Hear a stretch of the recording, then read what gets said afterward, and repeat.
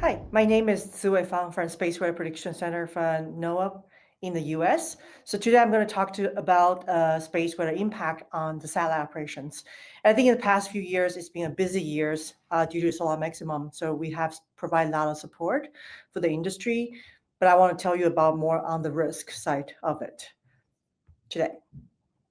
So Space Weather Prediction Center, we are located in Boulder, Colorado in the US. We actually have 24/7 staff to look at the sun and to issue alert, warning, and watches all the time. And we use a lot of different tools, including observations and modeling tools, numerical tools, to predict the impact on the Earth. So even, we always, even during solar minimum, we still have a lot of risk that will be coming. So our office is providing that actionable space weather information to the society to prevent the economical loss for the US government. So we are the official space weather prediction center that provide that risk assessment.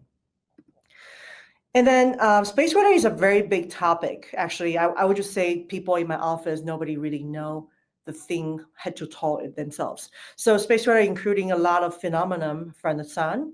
And my job is actually looking into how those phenomena impact the Earth in the tiny manner. So there's a lot of words in the slides, but there are several phenomena we want to look at. First one is the top one is called the coronal mass ejections, and that is a plasma like hurricane coming from the sun.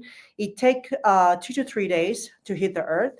So we do have some lead time to be able to prevent that impact. And we will notify the U.S. government along with several industry to prevent that loss. And there's also a phenomenon called solar flares. Solar flares are more like X-ray emissions. So it comes really fast. Once it reach Earth, it takes only 8 minutes. So when we observe it, typically it's already having an impact. But solar flare have a little less impact on the satellite operations. So a lot of times we're focusing on CME-driven event that we are looking at the Earth. So space weather has a lot of variety of impact, which I'll talk about later. But solar cycle is a very important important thing that we talk about in space weather. There's an 11-year cycle going through. We just passed through the solar maximum last year, and last year we have several severe storms, and we have been working with the industry, especially the large constellation company, and holding hands together to get through some of the storms. And when solar activity enhanced, solar maximum comes, you can see from the image on top, you have a lot more structures and magnetic structures and complex structures on the sun that will trigger a lot more events on toward the Earth if the direction is the right direction. So we also SWPC provide the solar cycle prediction product that updated monthly that you can obtain for your spacecraft design and future planning. So that is something that is relatively new product. We used to have a solar cycle prediction, but that's stationary, right? We don't update it till the next solar cycle. But now we have monthly update that has been widely used in the community. So space weather have a lot of impact, which I won't be able to touch on all of them today. But the most important things that you want to aware of the impact on GPS systems, GNSS receivers, and the receivers on your rocket, the receiver on your satellites, and some of that are using timing on your ground tracking system as well. So GNSS, GPS systems, and signals can get impact when we have a strong solar space weather event. And the satellite operations are also trivial, that the drag and several other radiation impact, which I'll talk a little bit later. I will talk in detail later. And SWPC also support the astronauts and space safety for space operation. So we work with NASA closely on their upcoming Artemis program. And we also have worked with the aviation industry on some of the radiation risk assessment and mitigation. And then power grid is something we have been working in the past 2 decades, and to provide alert and warnings so that the large electric currents triggered by the solar event won't impact our power grid system, which can be a big economical loss when that happened. So there's several impact, which I'm summarizing here. Maybe that's something a good takeaway for you guys is there are several aspects of impact, but it really depends on the orbit that you're flying, right? The impact doesn't just happen. It's not distributing equally. So the for geo and MEO satellites, radiation impact is really major, but a lot of those satellites are having a very well tested environment before launch. So the risk is sometimes we see it, sometimes we don't see. It really depends on how well you test your spacecraft with the radiation harness part. But the communication can be a risk. If you're using frequency below S-band under 2 gigahertz, it can be impact when there's a storm with the ionosphere changes. For the lower Earth orbit satellites with altitude below 2,000 kilometers, actually maybe mainly for satellites below 1,000 kilometers, satellite drag is the biggest risk for collision avoidance, maneuver plannings, and constellation operations. And radiation is still a problem, but I'm not hearing huge amount of problems since that the altitude is well shielded by the Earth magnetic field itself. But if you're going through South Atlantic anomaly regions, you tend to get a little bit impact from the inner violent belt impact. So radiation risk is there. Or if you're constantly flying to the polar orbiting with interact with magnetic field lines, that you will have risk. And communication and navigation, particularly with your link, your tracking satellites, can all have a big risk. And for VLEO, particularly, is rising is an area that a lot of people coming to me on the risk of the environment and how do you do a reentry of the satellite better. There are a lot of risk in that altitude, particularly satellite drag.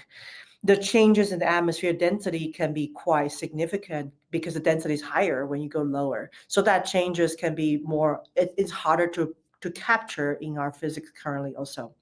Atmosphere oxygen for material degradation and surface erosions are a big topic for that altitude.